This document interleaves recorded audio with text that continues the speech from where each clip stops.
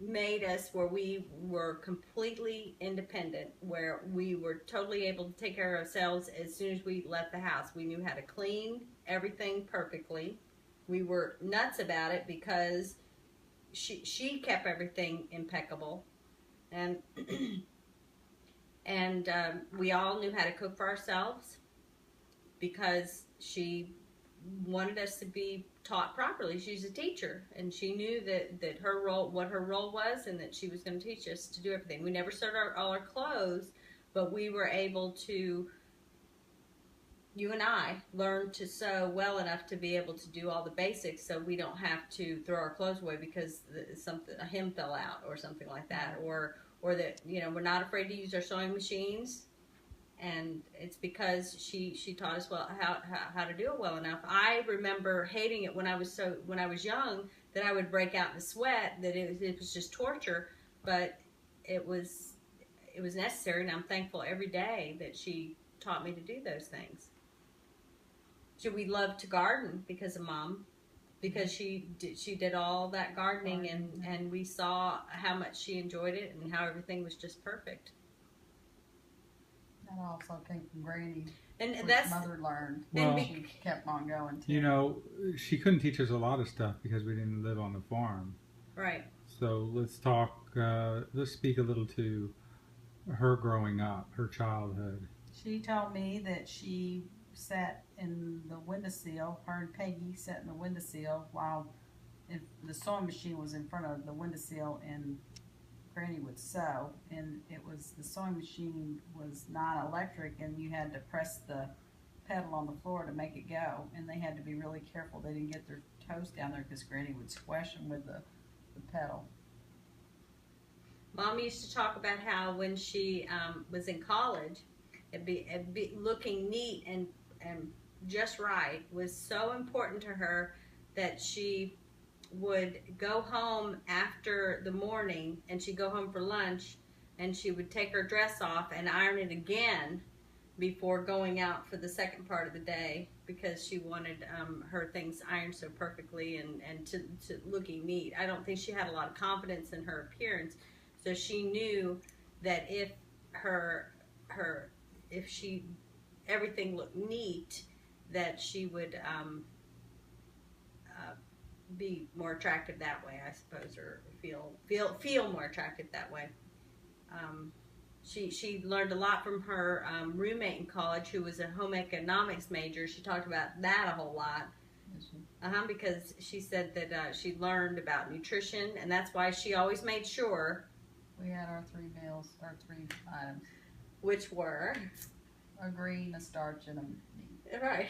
You know, we always eat that way because she was so good about nutrition, teaching us about nutrition. My kids get tired of me saying, Where's your green on your plate? Where's your green? On Well, your I plate. don't have to have green every time. Mm. That's a little before her time, though, because a lot of people didn't grow up learning things like that, and I don't know, but let's see, when she first moved into their apartment, Dad was in college when they first got married, and so they were putting him through college, and so he didn't have a lot of income, and Mom babysat While I was an infant. and they made that was some money that they had coming in. But I remember she made sure that their place was spotless and that everything was perfectly neat, and she felt like that was her way of making sure that even though they had meager surroundings, at least it looked sharp because it was perfectly neat. And did anybody talk about her building her house yet? That was a huge event in her life, is when she built that house. Dad went on and on about how she went all over town to find the perfect floor plans, and that was prior to the computer days. That was the time when she had to go and I guess roll them out and look them all over to get the perfect floor plans, because this is a pretty big deal for her to finally have her own house that was everything could be just right, because having everything just perfect and tinky poo, and which is her word, tinky poo. that was super important to her. And so having that house on Wendover, which is still here, we drive by it all the time and show it to Mom. And every time we drive by it, she said, Here, where? in Tyler. It's not far from Here. It's between the two of us, and so we drive by it down Biloxi all the time and see this drive by because Mom was able to see that house, and it always jogs her memories because she spent hours and hours, I mean, months and hours every day to make that place just perfect. And She was the general contractor. yeah, She insisted that I get married there when I married Alan. And that wedding was just perfect because she was planning every single thing, and it was at her house. And yeah, she got everything ready. So she wanted to have the wedding at our house?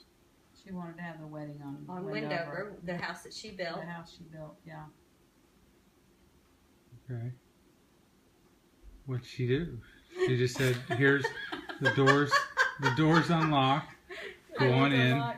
I'm sure y'all had punch and you had cake. Did you have food? She had the cake and the punch, and we just had immediate family come. I really don't feel like I'm on the spot. There's just not a lot of details. You're not a detailed person. That's just fine. That's